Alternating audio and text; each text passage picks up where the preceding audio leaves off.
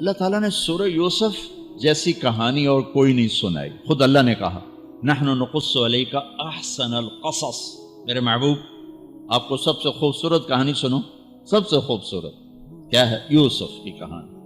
اور کسی نبی کا یوں تفصیل سے چلتے چلتے واقعہ پورے قرآن میں اور کہیں نہیں جیسے یوسف علیہ السلام کی کہانی. یوسف علیہ السلام کے بھائیوں کے ظلم کی وجہ سے 40 سال ان کو در بدر ہونا پڑا. 40 برس گھر سے جدا رہے. پھر تہمت لگی، زلیخا نے تہمت لگائی، اور پھر جب وہ عورتوں میں بھی بات پھیل گئی کہ مجرم تو یوسف نہیں، مجرم تو زلیخا ہے، تو تھوڑی بدنامی ہونے لگی. تو جیل 309 سال بضع سنین. جن بھائیوں نے یہ دکھ پہنچایا تھا ان کے ساتھ کیا ہونا چاہیے تھا؟ میں صرف ان کا اب جملہ بتاتا ہوں جو یوسف علیہ السلام نے جب اپنا تعارف جب بنیامین کو روک لیا. آپ پیچھے بھائیوں نے جا کر بتایا کہ بنیامین نے چوری کر لی تھی، اس کو وہ روک لیا ہے وزیر خزانہ نے. یعقوب علیہ السلام نے فرمایا کہ نہیں بیٹے میرا یہ خط لے جاؤ اور اس کو دے دو تو وہ امید ہے چھوڑ دے گا. تو وہ خط ایک بڑا دردناک، وہ بڑی تحریر تھی. لکھا تھا عزیز مصر کے نام، ہم انبیاء کی اولاد شروع سے ہی آزمائش کی بھٹی میں ہیں. میرے دادا کو آگ میں ڈالا گیا، میرے چاچا کو چھری کے نیچے سے نکال، باپ کا لفظ آتا ہے، میرے باپ کو، چاچے کو بھی باپ عربی میں کہتے ہیں، چھری کے نیچے سے نکالا گیا. میرے بچے کو مجھ سے چھینا گیا. آج 40 سال ہو گئے مجھے اس کی خبر نہیں. تیری بڑی مہربانی میرا بیٹا واپس کر دے، ہم چور نہیں. اچھا، چونکہ یعقوب بھی نبی، یوسف بھی نبی، جب یوسف علیہ السلام اقتدار میں آ گئے تو اللہ کی طرف سے اجازت نہیں باپ کو بتانے کی کہ بھائی بتا دو میں ٹھیک ٹھاک ہوں. خاموش ہو، خاموش. صبر پک رہا ہے، پک رہا ہے، پک رہا ہے. جب یوسف علیہ السلام نے خط پڑھا تو بہت روئے اور اللہ کی بارگاہ میں دعا مانگی، یا اللہ اب مجھے ملا دے، اپنے گھر والے ملا دے، بتا دو. پہلے روکا ہوا کہ اب بتا دو. تو یوسف علیہ السلام نقاب اوڑھتے تھے، اپنے حسن ایسا تھا، نقاب اوڑھتے تھے کوئی فتنے میں نہ پڑے. جب وہ دوسری دفعہ بھائی آئے، تیسری دفعہ، تو ایھا العزیز قد مسنا واہلنا الضر وجئنا ببضاعۃ مزجاۃ فأوف لنا الکیل وتصدق علینا ان اللہ یجزی المتصدقین. کیا عاجزی ان کلمات. جناب لائے تو کچھ نہیں ہے بھائی، یہ 2 پھوٹی کوڑیاں ہیں، ہمیں کچھ غلہ دے دو، بڑی بھوک اور فاقہ ہے. تو یوسف علیہ السلام نے ایسے نقاب ہٹایا، ایک دم انہوں نے یوں دیکھا، ابھی پہچانا نہیں. میں یہ جملہ بتانا چاہتا ہوں کہ اللہ سبحان، انبیاء کے اخلاق کیا ہوتے. مجھے کیوں سنا رہے، آپ کیوں سنا رہے ہیں؟ کہ ہم اس کو پیچھے چلنے کی کوشش تو کریں. کیوں بد اخلاق ہو کے مرنا چاہتے؟ کیوں لوگوں کے دل توڑ توڑ کے اپنی قبر میں جاتے ہیں؟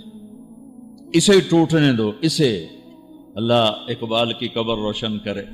تو بچا بچا کے نہ رکھ اسے، تیرا آئینہ ہے وہ آئینہ کہ شکستہ ہو تو عزیز تر ہے نگاہ آئینہ ساز میں. اسے ٹوٹنے دو، اس کے ٹوٹنے پر اس کی قیمت بڑی لگے گی. اس سے وہ فریادیں نکلیں گی جو عرش کو ہلا دی. جو ساز سے نکلی ہے وہ دھن سب نے سنی ہے، جو تار پہ بیتی ہے وہ کس دل کو پتا ہے. اس سے وہ نغمے نکلیں گے کہ اللہ کے عرش کو ہلا دیں گے. اپنے آپ کو توڑ دو، دوسرے کو مت ٹوٹنے دو. اپنے آپ کو توڑ دو، اپنے آپ کو توڑ دو کہ کائنات کا اٹل قانون ہے، ٹوٹ کے چیز بنتی ہے. یہ کتنی دفعہ یہ توڑا گیا، پھر اسے جوڑا گیا، پھر یہ روڈ بنا ہے. یہ کپڑا کتنی دفعہ کٹا پٹا اور پھر جا کر زیب تن ہوا ہے. هل علمتم ما فعلتم بیوسف واخیہ اذ انتم جاہلون. یہاں جو انہوں نے کیا تھا اس کے مطابق جملہ ہے قد علمتم ما ظلمتم بیوسف واخیہ اذ انتم عامدون. اب میں دونوں کا فرق بتاتا ہوں. یوسف علیہ السلام کو کہنا چاہیے تھا آئیو نا ذلیل ہوتے میرے اگوں, لگ گیا نا پتا تو انو تم نے جو میرے ساتھ ظلم و ستم جو تم نے میرے اوپر ڈھائے اور جان بوجھ کے تم نے مجھے گھر سے بے گھر کیا, آج اس کا مزہ چکھ رہے ہو کہ نہیں چکھ رہے ہو, یہ کہنا تھا. قد علمتم, تمہیں سارا پتا تھا, تم نے مجھے گھر سے نکالا, کنویں میں ڈالا, بازار میں بکا, تہمتیں اپنے دامن میں سمیٹ کے جیل میں گیا, یہ کہنا تھا. واہ واہ, یوسف علیہ السلام پہ قربان جاؤں. هل علمتم ما فعلتم بیوسف واخیہ اذ انتم جاہلون. مجرم کی طرف سے صفائیاں پیش کر رہے ہیں, مدعی. آپ بے خبری میں حل وہاں بولا جاتا ہے کہ مجھے پتا ہے کہ جو بات میں عثمان کو کہنے لگا ہوں اسے معلوم نہیں. اردو میں ہم کہتے ہیں عثمان تمہیں پتا چلا, ابو بکر تمہیں پتا چلا, یہ ہے ہمارا محاورہ. تو عربی میں حل. میرے بھائیو, آپ کو پتا نہیں چلا تھا بے خبری میں. ما فعلتم, فعلا عربی زبان کا سب سے کمزور لفظ ہے. تھوڑا بہت یوسف کے ساتھ اور بھائی کے ساتھ کچھ معاملہ ہو گیا تھا, اور وہ بھی تمہاری ویسے نادانی میں ہو گیا, کوئی جان بوجھ کے نہیں, ویسا تم جاہلون, نادانی میں ہو گیا ہے. کسی میں ظرف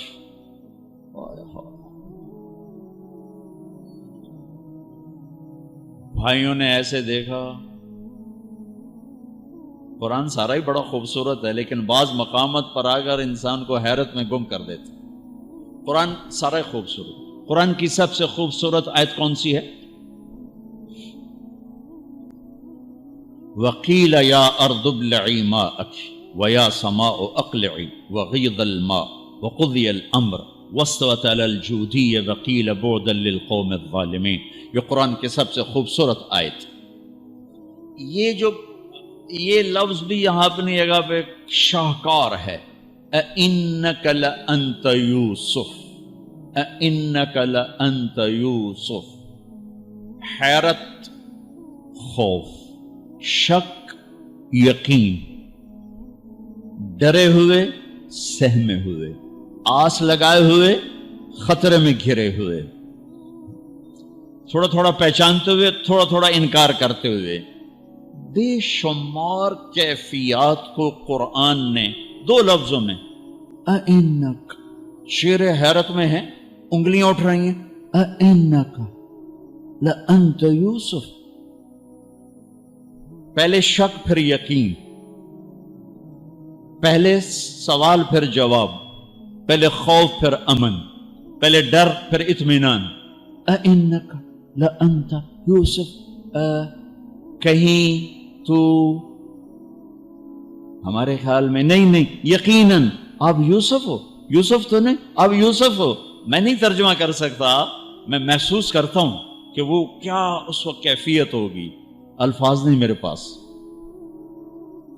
انا یوسف وہذا اخی, ہاں میرے بھائی, ڈرو نہیں, میں یوسف ہوں, یہ میرا بھائی ہے. قد من اللہ علینا, سب اللہ نے ہمارے اوپر کرم کیا ہے. انہ من یتق ویصبر فان اللہ لا یضیع اجر المحسنین. سارے قرآن کو دو لفظوں میں اللہ نے یہاں بیان کر دیا. جو تقوی اختیار کرتا ہے, جو صبر کرتا ہے, اللہ اسے ضائع نہیں کرتا. تقوی کسی مرد عورت کو اللہ سے جوڑتا ہے, اور صبر کسی مرد عورت کو اللہ اور اللہ کے بندوں سے جوڑ دیتا ہے, جڑ جاتا ہے. پورا اسلام دو صفتوں میں بیان کر دیا. وہی صبر کو میں کہہ رہا ہوں, صبر, معاف کرنا, درگزر کرنا, یہ مکمل اسلام کی تصویر ہے. اس میں ایک فریضہ حج ہے. اللہ آپ کا ہمارا سفر قبول فرمائے, مبارک کرے. ہر فرض کا بدل موجود ہے. ابھی ظہر کی نماز پڑھی جائے گی, کل کی ظہر موجود ہے، عصر پڑھی جائے گی، آگے عصر موجود ہے۔ آج کی ظہر میں کوتاہی ہو گئی، کل کی ظہر میں کوشش کرنے کا موقع موجود ہے۔ اس سال کے روزے میں کوتاہی ہو گئی، اگر زندگی باقی رہی تو اگلے سال کے روزے میں اس کے ازالے کی شکل موجود ہے۔ حج زندگی میں ایک دفعہ فرض کن کا، ذرا ہاتھ کھڑا کر، فرض حج پہ کون جا رہا ہے؟ ماشاءاللہ کافی سارے لوگ جا رہے ہیں۔ فرض حج زندگی میں ایک دفعہ ہے، اس کے بعد فرض کوئی نہیں، نوافل ہے۔ اور نفل اور فرض میں اتنا فرق ہے کہ ساری زندگی حج کرتا رہے فرض حج کو نہیں پا سکتا، ساری زندگی روزے رکھتا رہے فرض روزے کو نہیں پا سکتا۔ تو اللہ تعالیٰ نے ایک جملے میں سارے حج کے آداب بتا دی، تزودوا فإن خیر الزاد التقوی۔ تزودوا، بھائی کوئی سامان سمون ٹھیک کر لو، لے کے جاؤ۔ تزودوا ایک لفظ، مادی جسمانی ضروریات کے لیے ایک لفظ۔ بھائی پاسپورٹ دیکھ لو، ٹکٹ دیکھ لو، اور اپنا پیسے دیکھ لو، سامان دیکھ لو، اور آگے عثمان تمہارے لیے ہے، بھائی تو ایس ہوٹل جا، تو ایدے جا، تو ایدے جا، اے کھا لو، اے پی لو، اے کھا لو، اے پی لو، ٹھیک ہے؟ اس کے لیے ایک لفظ، تزودوا، تزودوا۔ اور تمہارا تو حج بھی مہنگا ہے، لہذا تسی ذرا چوکھے ہی احتیاط کرو گے، پیسے بھی بوڑھا ہو تو ٹائم بھی برباد کر کے آ جاؤ، وہ نوے ہر شے گئی۔ تو میرا اللہ مادی ساز و سامان وہ بھی لے کے جانا ہوتا ہے، اس کے لیے کہتا ہے تزودوا، ایک لفظ، ایک لفظ، ابے لے لو سامان سمون لے لو۔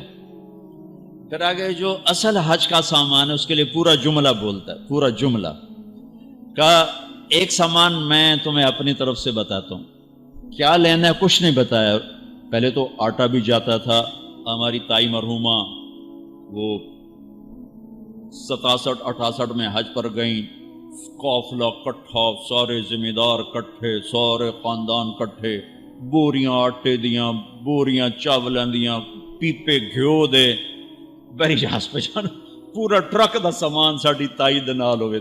ایک چاچا آئی، ایک تائی آئی، 2-4 بندے ساڈے خاندان دے آن، پورے ٹرک دا سامان نال جاندہ پہ، اس کے لیے ایک لفظ ہے تزودوا۔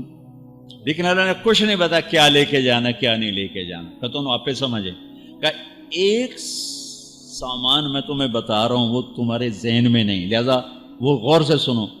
تزودوا، ابے کو لے لو سامان، پھر آگے کہا جو میں بتانے لگا ہوں اگر وہ ساتھ نہ ہو تو سارا حج زیرو ہو جائے، اگر وہ ساتھ ہے تو سارا حج پورا ہو جائے گا۔ وہ کیا ہے؟ فَإِنَّ خَيْرَ الزَّادِ التَّقْوَىٰ۔ اتنا لمبا جملہ بتایا کہ سب سے بہترین حج کا سامان ہے تقویٰ، تقویٰ، یہ ساتھ لے کے جانا تو ہمارا حج مزدار ہو جائے گا، بہترین ہو جائے گا۔ باقی اونچ نیچ ہو جائے گی لیکن بہترین ہو جائے گا۔ ایک سال بارش آ گئی، 8 لاکھ حلبے روڑ گئے تھے، 2 لاکھ حلبے روڑ گئے تھے، 15 لاکھ حلبے روڑ گئے، بیٹھے رہو گئے، تو اللہ جب چاہے نظام توڑ دے، جب چاہے سارا نظام ختم کر دے۔ لیکن تقوی کو نہ بارش لے جا سکتی، نہ بجلی، نہ بھاپ، نہ گرمی، نہ سردی، نہ خیمہ، نہ ہوٹل۔ کیا ہر مرد عورت کراچی سے چلنے سے پہلے حج کے سفر کے لیے تقوی کا سامان اکٹھا کرے، آنکھ میں حیا کا سرما لگائے، آنکھ بے حیا نہ ہو، کانوں میں ڈاٹ لگائے، کسی کی غیبت نہیں سننی، کسی کی برائی نہیں سننی، منہ پہ ٹیپ لگائے، گالی نہیں دینی، غیبت نہیں کرنی، لڑنا نہیں، جھگڑنا نہیں، بدتمیزی نہیں کرنی۔ چھوٹی چھوٹی باتوں پہ لڑ رہا تھا، میں نے کمرہ نہیں دیتا، میں نے ایتھے نہیں دیتا، میں نے ایتھے نہیں دیتا، روٹی ٹھڈی آ گئی، سالن ٹھڈا آ گیا، وہ اس پہ لڑ رہے ہوتے ہیں۔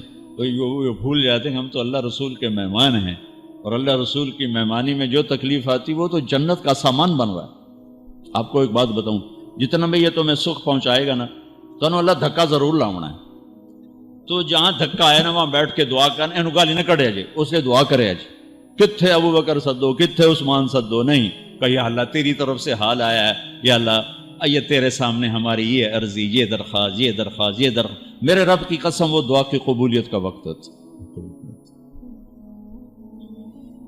92 کا حج میں نے کیا تھا، جدے والے بڑا وی آئی پی حج کراتے تھے اس وقت، لیکن ہماری بس جو پھنسی رش میں، تو 32 گھنٹے بس میں گزار کے ہم بس پہ چڑھے اور بس سے ہی واپس میں نہ پہنچے. نہ ہمیں عرفات کا میدان ملا، نہ ہمیں خیمہ ملا، نہ کچھ کھانے کو ملا، نہ کچھ پینے کو ملا. جون کے مہینے کا حج تھا، جون کے مہینے. 2 عورتیں اس میں بے ہوش ہوئیں پیاس کی شدت کی وجہ سے. تو اللہ نہ کرے کہ ایسا ہو. میں یہ بتا رہا ہوں کہ جب اللہ سے آسانی، ابھی سے 2 نفل پڑھو، یا اللہ آسانی کرنا، یا اللہ آسانی کرنا، یا اللہ آسانی کرنا. وہ ہمارے جلائے ہمارے پنجابن کو پاولی کہتے ہیں، بڑے کمزور سی قوم اور بڑے بھولی بھالی قوم. تو وہ ایوب جلایا تھا، پاولی سمجھتے کہ مجھے اپنی زبان کا مزہ زیادہ آئے گا. اس کو ہو گیا بخار ہو گیا لمبا. ایوب علیہ السلام پہ 18 سال بیماری رہی، ٹھیک ہے. وہ کہنے لگا اللہ سائیا میں تو ایوب نبی نہیں، میں تو ایوب پاولیاں، میرا بخار کیوں لمبا کیتی جان، میرے نال تا مہربانی کر، مینوں کدے پھا چڑھے. تو تم سب کہنا یا اللہ ہم تو ایوب جو لاہے ہیں، ایوب نبی نہیں ہے، آسانیاں کر یا اللہ، آسانیاں کر یا اللہ. برگر بھی کھواتے حج بھی کرا، آئس کریم بھی کھواتے حج بھی کرا. یہ اللہ سے مانگنا، مشقت کبھی نہ مانگنا، کبھی نہ مانگنا، کبھی نہ مانگنا. میرے والد صاحب رحمت اللہ علیہ ڈیرے میں بیٹھے ہوئے تھے، لہر میں آ گئے. اللہ سائیں آپ بخار دے میں آ توڑے گناہ تا معاف ہونا. راتی 104 تو چڑھیا 104 تے اب حال میں کیا اب بابا رب نو ایڈا چھوٹا تو بنا چھڑیا بھئی بخار نال ہی گناہ اس معاف کرنے. تو ایویں منگیا یا اللہ میرے گناہ معاف کر، ہن منگیا ہی تو بھو گناہ. اللہ سے مشقت نہ مانگنا، یا اللہ آسانیاں کر، یا اللہ آسانیاں کر. لیکن اگر آ جائے ہاتھ اٹھا لے، وہی عرفات ہوگا، وہی مزدلفہ ہوگا، وہی مینا ہوگا. چاہے مکے میں آئے، چاہے مکے اور مدینے کے سفر میں آئے، چاہے ایئرپورٹ پر آئے، جدے میں آئے، جہاں بھی آئے، ناگواری مشقت ہاتھ اٹھا لے. سیدھی جائیں گی دعائیں اللہ کے عرش، چونکہ اب اللہ کے مہمان بن چکے. اور آپ کو پروٹوکول افسر، آپ کا استقبال کرنے والے لاکھوں کروڑوں فرشتے ہیں جو آسمان سے اتریں گے. اور آپ کے لیے خصوصی طور پر استقبالیہ میں ابراہیم علیہ السلام کو اللہ نے کھڑا کیا قیامت تک. کیا کہا ہے؟ اذن فی الناس بالحج یاتوک رجالا وعلی کل ضامر یاتین من کل فج عمیق. ابراہیم اذان دے، آواز لگا حج کی، لوگ حج پر آئیں گے تیرے پاس. یا تو کا ابراہیم علیہ السلام کو گئے ہوئے 4000 سال ہو چکے ہیں. اللہ کہہ رہے ہیں تیرے پاس آئیں گے، تیرے پاس آئیں گے. تو میری طرف سے میرے مہمانوں کا استقبالیہ بنے گا، استقبال کر میرے مہمانوں کا. لہٰذا یہ سفر بہت مبارک ہے. اس میں لڑائی نہیں کرنی، جگہ پہ نہیں لڑنا، کمروں پہ نہیں لڑنا، کھانے پہ نہیں لڑنا. جو آ جائے اسے برداشت کر کے اللہ سے دعاؤں میں نفلوں میں لگ جاؤ، دعا میں لگ جاؤ، تسبیح میں لگ جاؤ، تلاوت میں لگ جاؤ، گناہوں کی معافی میں لگ جاؤ. بہت سیزن ہے اللہ پاک سے مانگنے کی کہ اللہ ہمارے ساتھ سہولت عافیت کو معاملہ کرے. ہم اس قابل نہیں کہ ہم اس کی مشقتوں کو برداشت کر سکیں. اللہ آپ کا یہ سفر قبول فرمائے. جانے سے پہلے سب کو معاف کر کے جائیں، دلوں کو صاف کر کے جائیں، اپنے معاملات کو صاف کر کے جائیں، تاکہ اللہ بھی ہمارا معاملہ صاف کر دے. کہ ایک عرفات کا دن ایسا ہے جس میں میرے نبی کا فرمان ہے کہ اللہ تعالیٰ فرماتے ہیں میرا بندہ جتنے گناہ لے کر آ، جتنے بارش کے قطرے، جتنے ریت کے ذرے، جتنے درختوں کے پتے اور جتنے گردش ایام میں بننے والے دن اور رات ہیں، ان کے گھڑی اور گھنٹے، آج اتنے بھی گناہ لائے گا تو ایک بول پہ معاف کروں گا. جاؤ معاف، جاؤ معاف، جاؤ معاف. تو حج کا سفر بہت مبارک، بہت خوبصورت ہے. اللہ تعالیٰ آپ کے لیے، ہمارے لیے اسے ہماری نجات کا ذریعہ بنائے، قبولیت کا ذریعہ بنائے. جن کا فرض ہے اللہ تعالیٰ فریضہ کی ادائیگی کی شکل پیدا فرمائے. جو نفلی طور پر جا رہے ہیں تو اللہ کو پسند ہے اس کے گھر بار بار آنا. تابعوا بین الحج والعمرہ، حج اور عمرہ بار بار کرو، بار بار کرو. فإنہما ینفیان الفقر والنفاق، بار بار حج اور عمرہ تمہارے نفاق کو بھی دور کرتا ہے اور تمہارے فقر کو بھی دور کرتا ہے. اللہ کے گھر کی حاضری جتنی دفعہ نصیب ہو، مانگتے رہو، جاتے رہو. اللہ تعالیٰ آپ کا یہ ہمارا سفر قبول فرمائے. بس اس کی ذرا احتیاط ہو کہ زبان آنکھ، کان، یہ سب تقوی میں آ جائیں اور دل تقوی میں آ جائے تو انشاءاللہ یہ سفر بہت خوبصورت ہوگا۔ اور جب اللہ تعالیٰ آپ کو موقع دے واپس آ کر تبلیغ میں آپ وقت ضرور لگائیں، یہ بہت خوبصورت محنت ہے، آپ جائیں گے آپ کو بہت فائدہ ہوگا۔